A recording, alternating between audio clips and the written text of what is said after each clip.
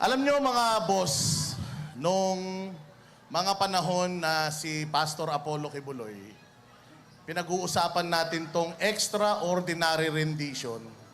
Marami sa atin tumaas ang kilay. Marami sa atin hindi naniwala.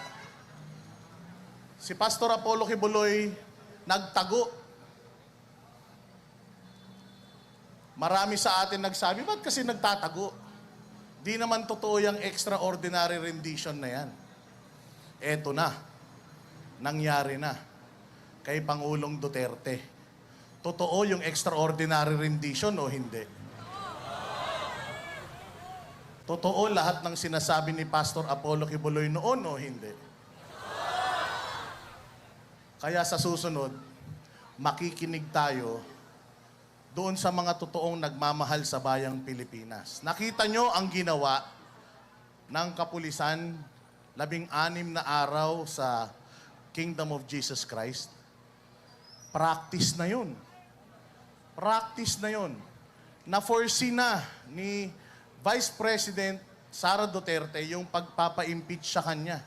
Unang araw pa lang, alam niya na. Sabi niya, nagpa-practice na sila sa impeachment.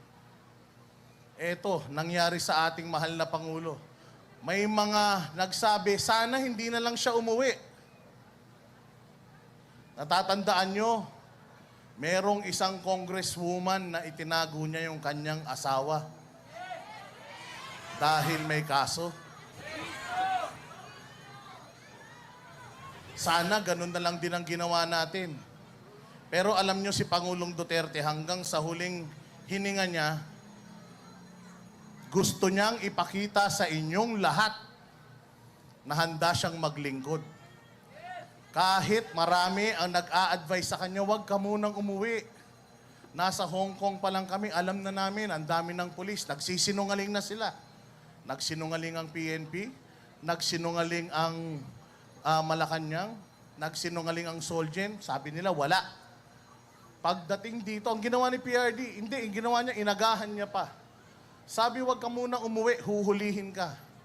Sabi niya, hindi, uuwi na ako, aagahan ko pa. Pag uwi ni Pangulong Duterte, anong ginawa niya? Anong ginawa sa kanya? Ipinakita niya sa inyo kung anong klaseng gobyerno meron tayo. Walang respeto sa dating Pangulo, walang respeto sa simbahan, walang respeto sa isang pastor.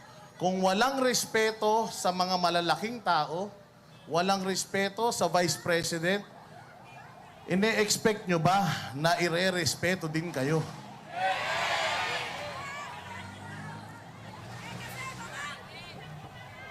Kaya ngayon, kagabi, napakasakit.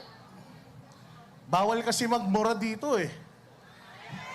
Pinagbawalan ako nung boss namin. Pero siguro palitan na lang natin ang dasal.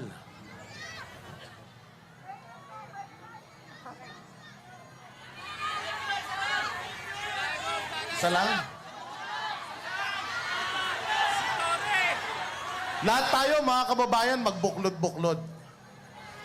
Nakikita natin na nangyayari sa Mindanao. Nakikita natin yung mga dating hindi naman nagpa-participate, nagising na. Yung mga dating hindi naman interesado sa politika, naging biglang interesado. Napakatalino ni Pangulong Duterte. Akala ng ating Pangulo ngayon na ang galing-galing niya. Ang hindi niya alam, binigyan niya si Pangulong Duterte ng platform na buong mundo makakaalam kung gaano tayo ngayon inaabuso. Bawat kwento ni Pangulong Duterte noon naririnig lang sa buong Pilipinas. Ngayon, maririnig na sa buong mundo. Malalaman ng buong mundo kung gaano kabulok. Kung ano yung ama, siya din ang anak. Mas masahol pa!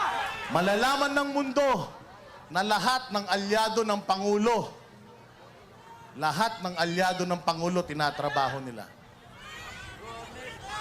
Kaya somehow, para sa akin, nagsakripisyo na naman si Pangulong Duterte.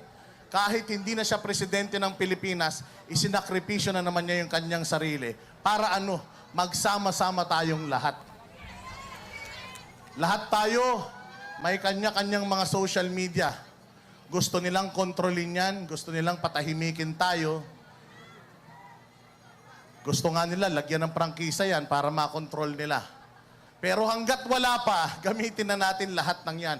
Ang people power, nasa social media. Gamitin natin lahat ng ating mga platforms para isigaw kung gaano tayo kadismayado.